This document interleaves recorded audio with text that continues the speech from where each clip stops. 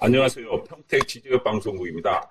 오늘은 화양지구 R1 건축 가이드 꿀팁에 대해서 한번 방송을 하려고 그래요. 지금 화양지구 이제 땅을 가지고 계신 분들이 이제 25년 8월부터 전후에 이제 건축을 할 수 있을 것 같아요. 건축을 할 때 어떻게 지어야 될까 고민을 많이 하는 것 같아요. 그래서 저희가 평택 지지역에 R1을 좀 제일 이쁘게 지은 건물이 있어요. 그걸 한번 보여드리고, 그다음에 서울과 부산 이렇게 유명한 곳, 잘 지은 곳 그쪽을 한번 살펴보도록 하겠습니다.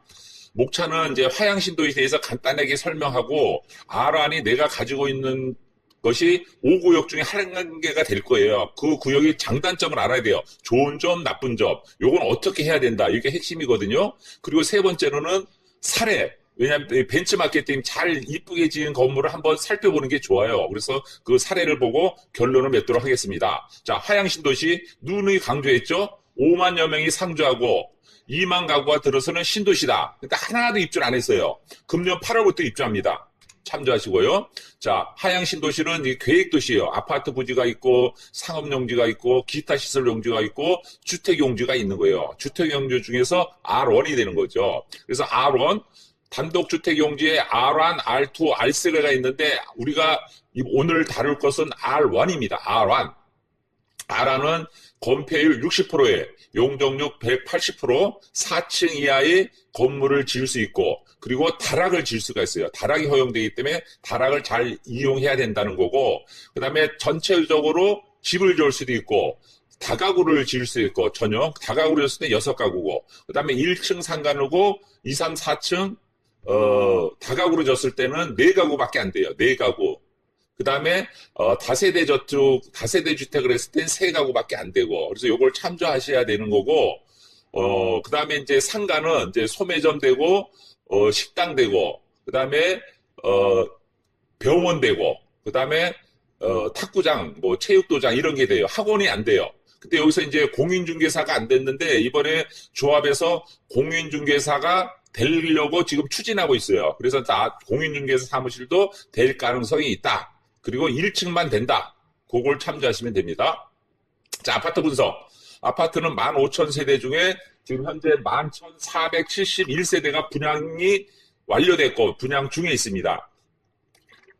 그래서 그걸 참조하시면 되고 그 다음에 단독주택은 1구역, 2구역, 3구역, 4구역, 5구역 이렇게 나눠집니다. 그래서 1구역은 나시엘로, 그 다음에 힐스테이트 주변이고 그 다음에 화양초등학교 건너편이 2구역이고 3구역은 공원 옆에 동문 이스트 앞에 밑에가 3구역이고 4구역은 상업지 왼편 5구역은 프리지오 그 밑에 5구역 이렇게 있어요. 이 5구역 중에 한 개를 가지고 계실 겁니다. 여러분 R1. 그래서 1구역의 장점 그 다음에 2구역의 장점 단점 3구역의 장점 단점 4구역의 장점 단점 5구역의 장점 단점 요 내용은 저희가 예전 유튜브를 참조해서 방송을 했어요. 그래서 여기에 대한 거는 간단하게 설명을 드리고 궁금한 분은 예전에 화양지구 R1에 대한 시장조사 요걸 참조하시면 될 것입니다. 자, 디자인 사례는 고민하다가 저희가 평택 지제역에 파크리움이라는 101동을 줬어요. 파크리움 101.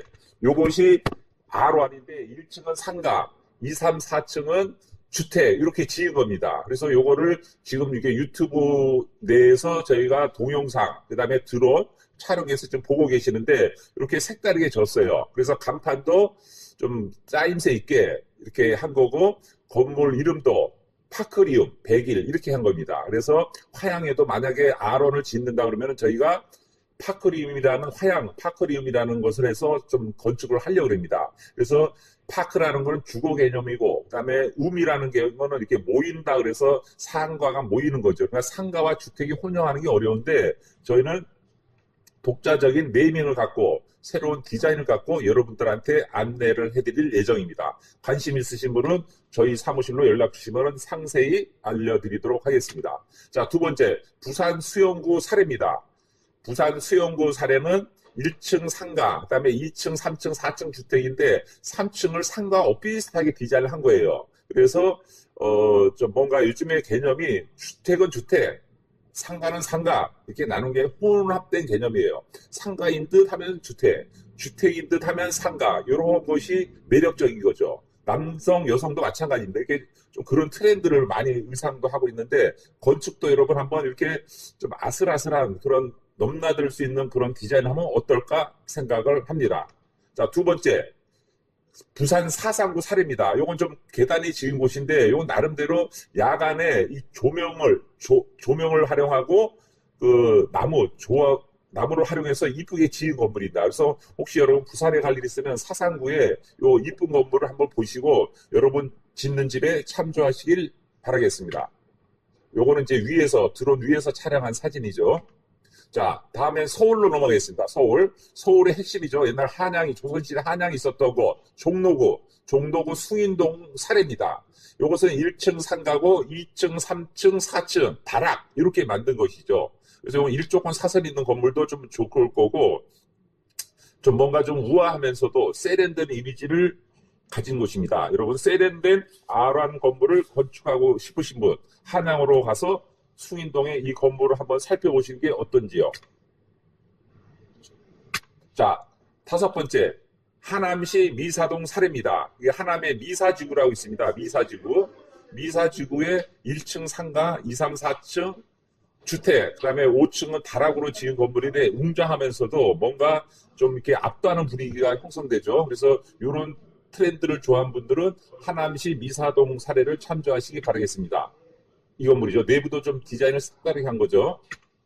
자, 그 다음에 고양시 덕양구 사례입니다. 덕양구 사례는 1층에 상가를 넣고 가운데 이제 계단을 만들어서 좀 이렇게 좀 차별화된 건데, 요거는 꼭 참조를 하시기 바랍니다. 그래서 다락도 위에서 이게 그 좀 뭔가 차별화돼서 이렇게 지은 거죠. 그래서 이런 세련된 디자인, 고양시 덕양구 사례입니다. 내부 모습입니다. 그 다음에 중랑구 면목동 사례입니다. 요거는 왜 놨냐면 1층 상가 놓고 그 다음에 2, 3, 4층에 디자인 벽돌, 그 다음에 4층은 이제 일조권 사선 요거를 참조해서 만든 건물인데 여러분 참조하시기 바라겠습니다. 그 다음에 송파구 방이동 사례입니다. 방이동 요것은 이제 1층 상가 놓고 2, 3, 4층 다중 5층 다락해서 이것도 일조권 사선이 좀 걸린 건물인데 이렇게 이쁘게 지은 겁니다. 참조하시기 바라겠습니다. 디자인 벽돌, 그 다음에 조적, 그 다음에 세라믹 타일 이렇게 해서 지은 것이죠. 그 다음에 경남 양산구 사례입니다. 양산구 사례. 이것은 하얀색과 그 다음에 그 좀 색다른 것을 참조해서 지은 건물인데 우아하지 않습니까?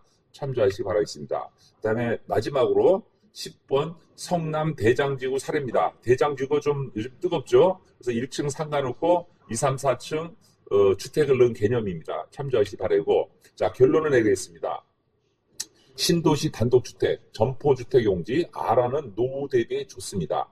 그래서 이 노후 대비를 잘하고 레이아웃이 중요해요. 설계를. 그래서 1층 상가를 어떤 업종을 미리 계획을 해서 좀 잡는 게 중요하고, 그다음에 주택도 세가 잘 나가게끔.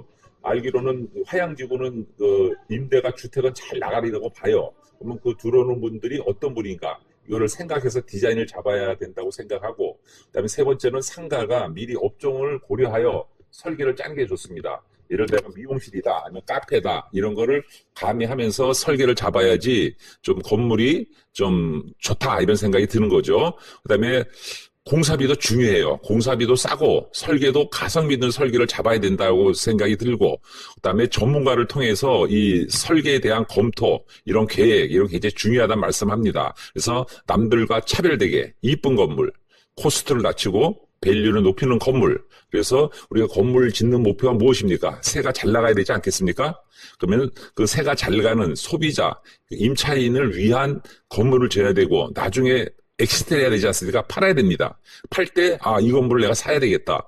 비싸게 사야 되겠다. 그 사람에 맞는 건물을 지어야 됩니다. 여러분, 이걸 참조하셔야 되고, 그리고 마지막으로는 금융이 중요합니다. 이 건물을 지을 때 내 돈 갖고 땅값 10억, 공사비 10억 이렇게 질 수 없지 않습니까? 한 5억 전후 내서 이제 금융을 잘 활용하고, 그다음에 자금력 있는 건설회사를 활용해서 건축을 다 해라. 그럼 내가 준공에 융자 받아서 주겠다. 이런 식으로 해서 금융을 잘 이용하고 주변에 시공사, 좋은 양질의 시공사, 이 시공사가 요즘 굉장히 어렵지 않습니까? 하다가 중단되면 어렵습니다. 이런 양질의 시공사를 찾고 그다음에 좋은 설계를 하는 그런 곳을 찾고 금융을 잘 일으키는 곳을 협력하여 건물을 짓는 것을 추천하겠습니다. 이상 평택 지제역 방송국은 요즘에 화양지구 건축에 대한 생각을 많이 가지신 분들이 참조하라고 화양지구 단독주택 R1 건축 가이드 꿀팁에 대해서 방송을 드렸습니다. 감사합니다. 좋은 하루 되십시오.